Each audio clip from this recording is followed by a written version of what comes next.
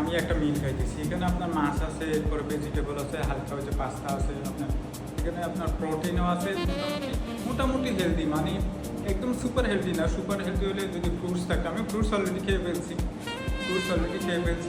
তো যদিও খাওয়ার পরে যদি এটার সাথে আপনার ওই যে ব্ল্যাকবেরি বা রোজবেরি বা এনি ফ্রুটস থাকতো, তাহলে আপনার আর একটু ভালো।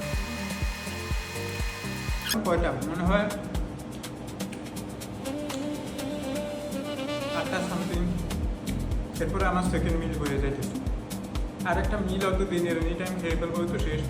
এবার সারাদিন আপনি টুকটাক যদি আমি কাজ করি, শুধু টুকটাক সামান্য যদি কাজ করি, মনে করেন কী হবে যদি নেক্সট 10 থেকে 12 ঘন্টা বা 15 ঘন্টা আমি কাজ করি, অ্যাটলিস্ট তো 12 ঘন্টা করবো, কারণ এখন আমার 8টা বাজে, আমি সন্ধ্যা 8টা 9টা পর্যন্ত কাজ করি, আমার 15 ঘন্টা 12 থেকে ঘন্টা হবে।